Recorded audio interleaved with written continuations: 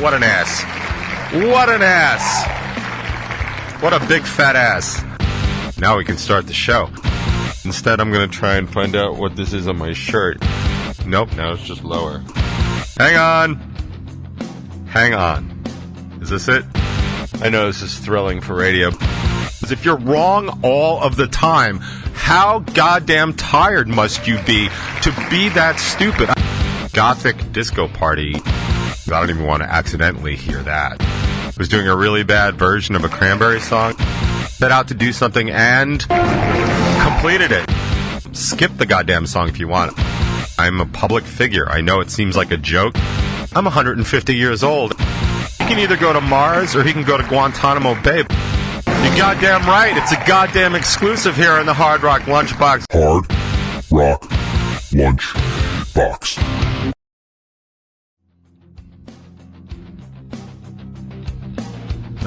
Greetings and salutations, everybody. Welcome to the Hard Rock Lunchbox. If you're watching on YouTube, on Strangerhood TV, welcome to the Top 20, and thanks for tuning in. It is a, surprisingly, and I feel like I knew this was coming, but here we are. It is a snowy February 6th, 2025. My long-standing statement and opinion that February can just suck a bag of monkey. It still holds true. Nothing ever good has happened in February. That is a statement to live and die by. Man, there's been a lot going on. I had planned on coming in here full throttle, but instead I'm going to try and find out what this is on my shirt and get it off. Nope, now it's just lower. Okay, look at that. All right. Now we can start the show.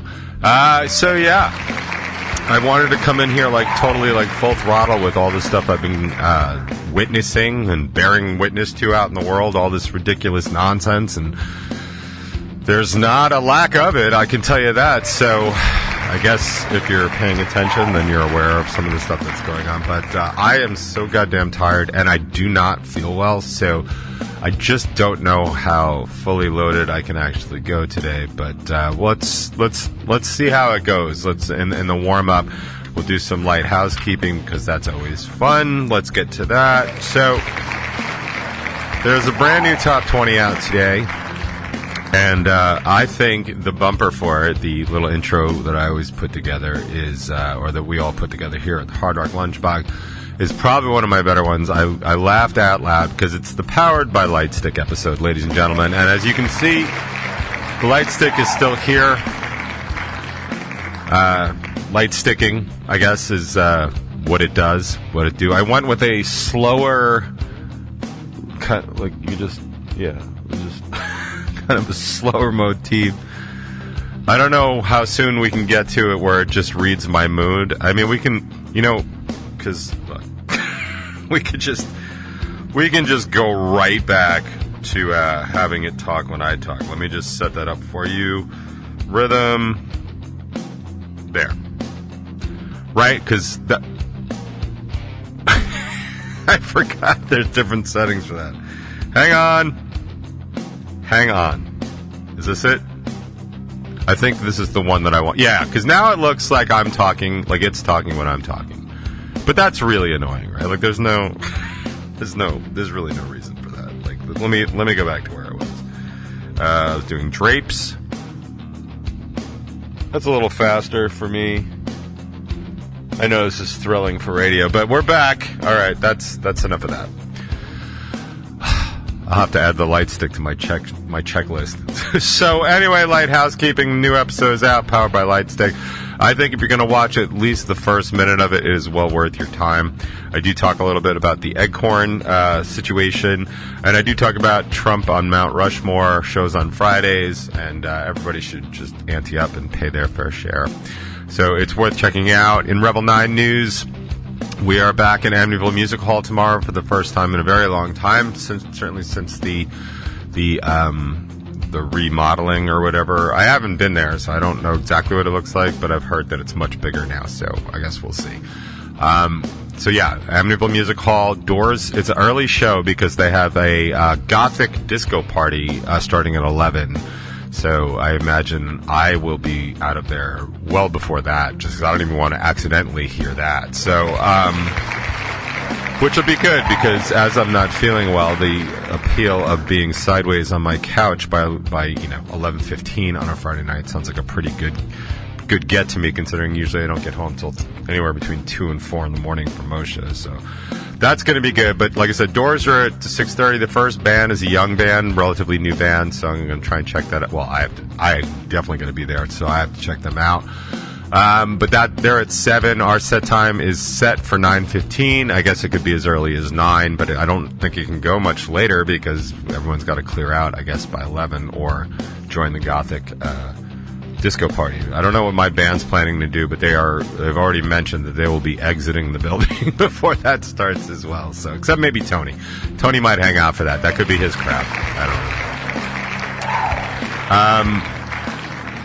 know. I mentioned, or like I hinted at last week, that we've designed a different set than normal for this show, and if you think it's pandering, then you hit the nail on the head. Like, you nailed it. That's exactly what's happening. We are playing with bands. I've played with Bending Over Backwards once. I have not played with Grave Raven or Phantoms and Fables ever.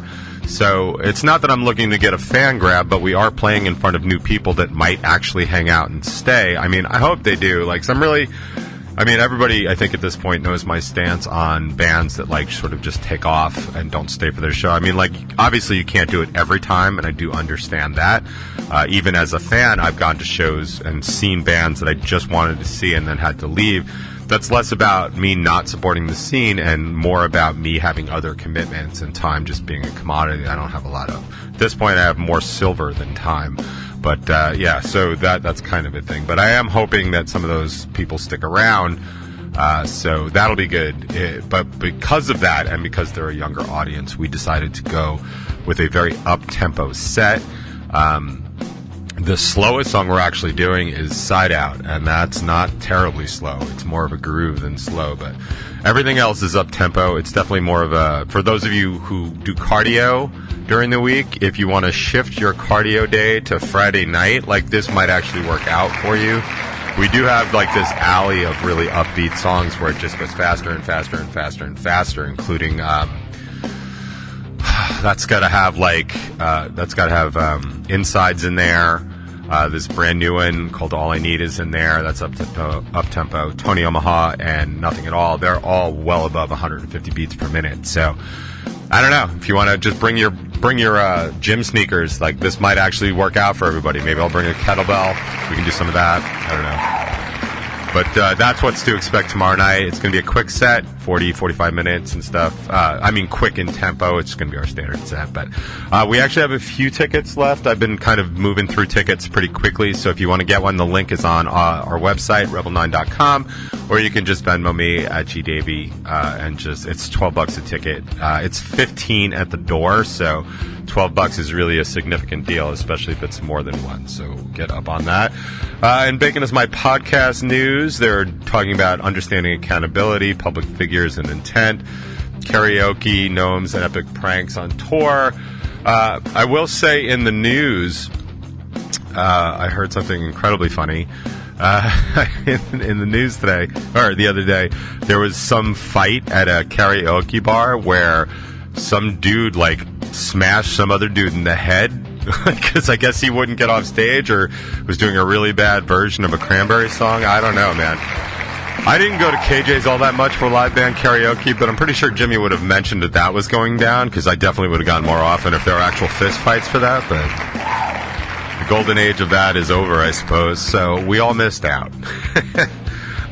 So yeah, I mean, we could talk about things that are going on in the world. Excuse me, hold on. There it is. Gotta get that right.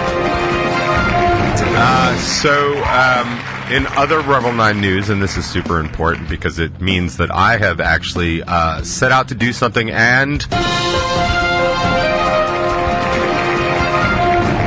completed it. Yeah, against all my better odds, I actually got some stuff done over the weekend, much to my surprise. I got the releases, the next 2 releases from Revel 9 are all set to go. The first one is San Jose Live. and that will come out on March 7th, a month from tomorrow, and we'll probably get like a little taste of it here on the box on the 6th, because that's kind of what we do here. The first new song that we're releasing this year is called End Us All, and that is going to be out on April 18th. That is all set and been submitted to Spotify and all your streaming services.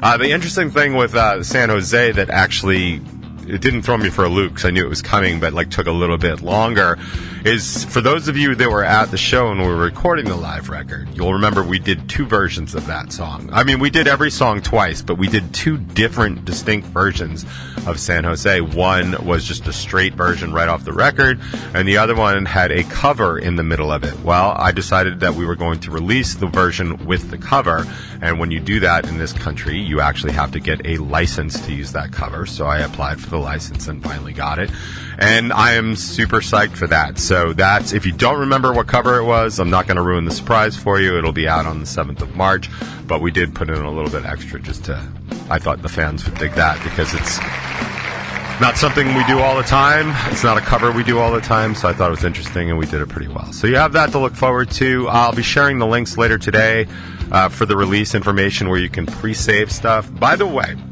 I have been told, and I had this backed up by facts, like actual statistical facts. I mean, not social media facts. These are actual statistics. So that one of the most important parts of the Spotify algorithm, of course, is being added to playlists. It's super important.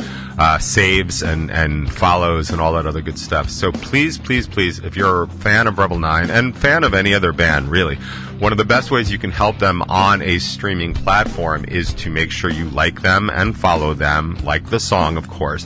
But please, please, please add it to a playlist.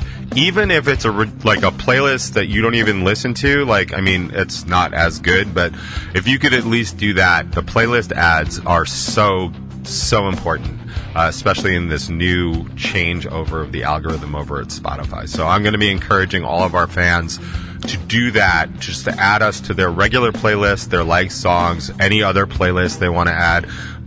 I know a lot of people have like workout playlists, some people have running and jogging playlists, some people have at work playlists. Add us to all of them. Skip the goddamn song if you want, I don't care, but please add us to those playlists.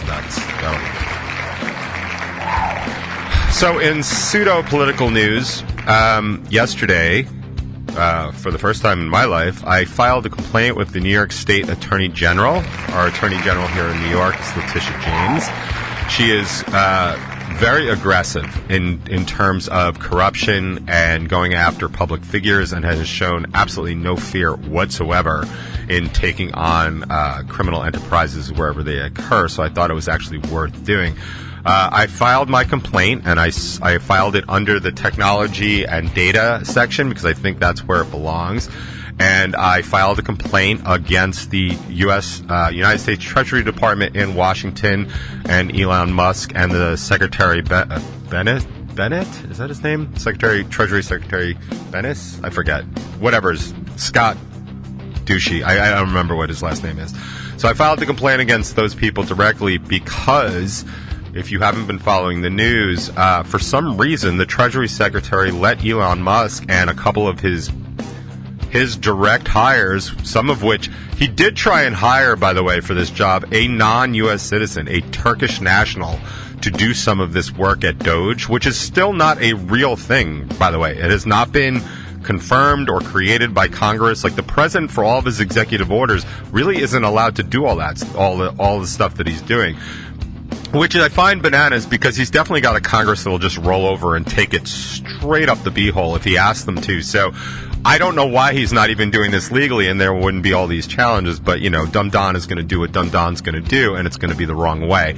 And we're all going to get caught in the crossfire. But they let Elon Musk have access to the Treasury payment system, which means he has access to all of your sensitive and private and secure information. This is stuff that every American has, right? If you have a Social Security number, which every American does on day one, your information is in there. Now, whether the kind of information is in there depends on the life you live, where you are in your life. Certainly, if you're getting any sort of Social Security benefits, then they have tons of your information because they're actually cutting you a check all the time, virtual or real, depending on your situation. But this is a data breach. This is the kind of stuff that your credit card notifies you about whenever their information has been compromised in a data hack by the Chinese and stuff like that, or just regular bad actors. That is a data breach. That is exactly what happened. Somebody unauthorized to do so had illegal access to our data and sensitive information. That is a data breach. And whenever companies get in trouble for that, what's the first thing that happens? You get a letter and you get, well, we're going to pay for your credit monitoring for a year to make sure your stuff hasn't been leaked out to the dark web. At the very least, that needs to happen. But what I did file in my complaint is I demanded an immediate cease and desist to access to unauthorized people of my data. And I demanded a multiple year contract of privacy monitoring for my data. So, Equifax, with all those guys, all of them. I want all that. And then I even asked for emotional damages because of the emotional stress, worry, and fear of having to go through identity theft issues. Now, fortunately, I am protected by some other stuff because I do have identity protection stuff because I have a lot of stuff out on the web. Like, I'm a public figure. I know it seems like a joke, but like, I am a public figure, and as such, I am ripe for attack, especially as I take on the morons on the right. I have a very public band. I have a very public presence here in this stupid show.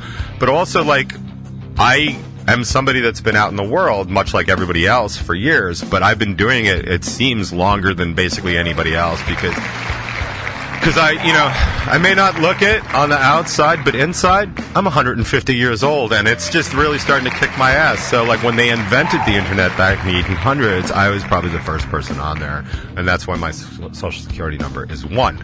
And, kidding, of course, please don't try and use my Social Security number. But, so I consider it a real threat to my personal safety and data concerns, so I filed that complaint with our state our New York State Attorney General, Letitia James. So I hope something actually comes from that. I'm guessing that it probably won't, because also yesterday they filed in court several of the most powerful unions in the country. I mean, I would like to see the Teamsters get on board here because that would be very cool too. But the AFL-CIO, the Employees International Union, Service Employees International Union, the big retirement persons union, it wasn't ARP, but it was one of those, and a couple of other big unions filed in court the exact same thing. In fact, I borrowed from their litigation because one of the things it asks you on the state attorney general's site for your complaint is this issue being litigated anywhere? And I cited the case. I got the actual document. If you want to see it, I posted it, so you can check that out. And I just attached it to my complaint with our state attorney general. And I will say the judge that is hearing that did give the DOJ, the Department of Justice, till Friday to come up with an explanation as to what is going on and why they aren't going to, why, if they're going to cease and desist, or if they're not, why they're not, and what legal grounds they have. Now, the problem here, this is the big problem.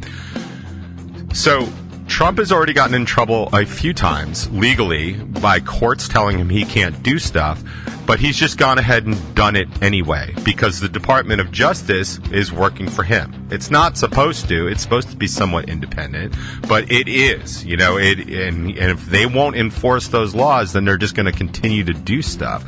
So I don't necessarily know what happens next, but I do know that Elon Musk is not an elected member. He is not a confirmed cabinet member of the executive branch. As far as I can tell, he's just a private citizen. By the way, and I thought of this morning, and I'll probably make a bigger issue out of it. I just want to point out that this dude is a goddamn South African immigrant, and an immigrant in this country who is committing crimes. So I'm pretty sure that's a trip to...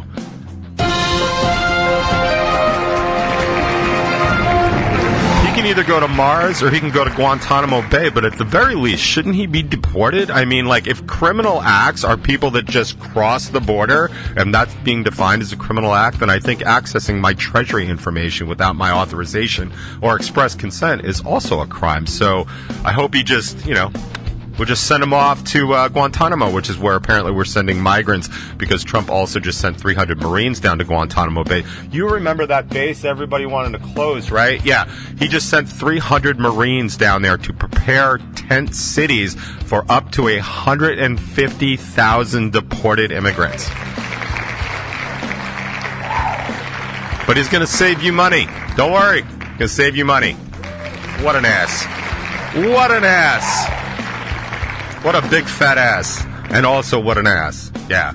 Dumb Don is really pissing me off, and so are his stupid followers. And, like, if you are a Dumb Don follower and you're listening, this show is not for you anymore. Like, it's going to be a long 4 years, I know that for sure, but, like, the amount of stupidity that's going on, everything I expected from the government is happening. What I did not expect is the absolute, like, practical retardation, and I mean that in its truest sense, not as a slam, of the people that are just supporting him, because they are so incapable of understanding what's going on.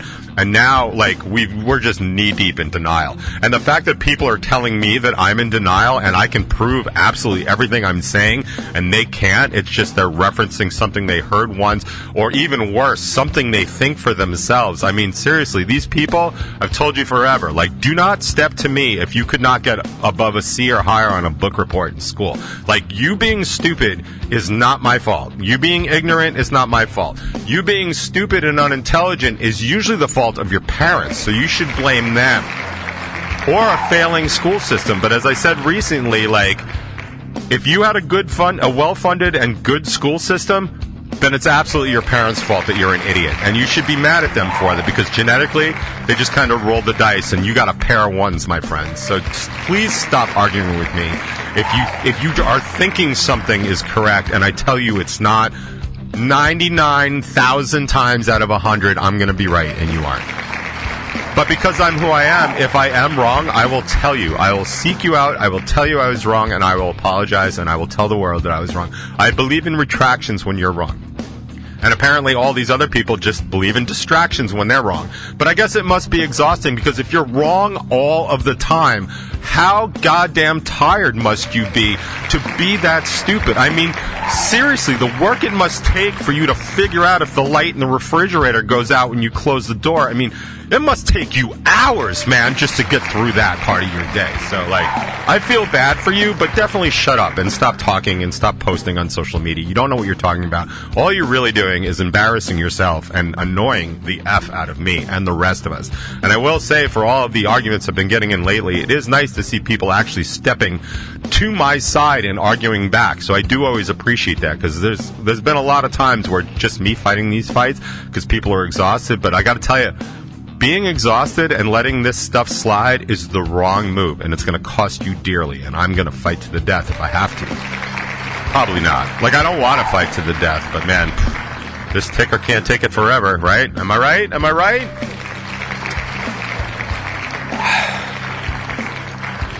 Speaking of stuff going on in the world, I have a ton of new music for you today. I have a ton of local new music. I have a ton of non-local new music. And that kind of worked out. It actually caught me off guard because it took me too long to actually get it all. It's one of the reasons I was late here today. Sorry about that. But yeah, I got a lot of new music. But I decided because the listenership of the Hard Rock Lunchbox is very dear to me, and I know how important local music is to all of you. That is why we start our show every week with local music and a big local music block till about halfway through the show. But my good fortune is your good fortune today, because I happen to be friends with people that are putting out new music all the time.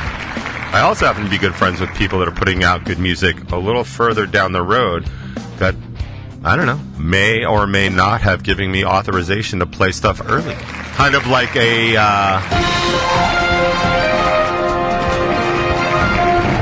goddamn right, it's a goddamn exclusive here in the Hard Rock Lunchbox, god damn it. God damn it. And what I've got for you is brand new. It's too new. It's almost, I think it's preemie. I think it's a prematurely new Oswald's Revenge for you to start your day off. What do you think of that? It's called Choking Me Sweetly. And I dig it. It's a great song. I would have changed the title a little bit because I'm just feeling a certain way. Like maybe you just choke me out and just like get it over with. But that's a little wordy, so I'll just work on it. But they went with Choking Me Sweetly. Who am I to critique? That's more your job on the box. La da da da.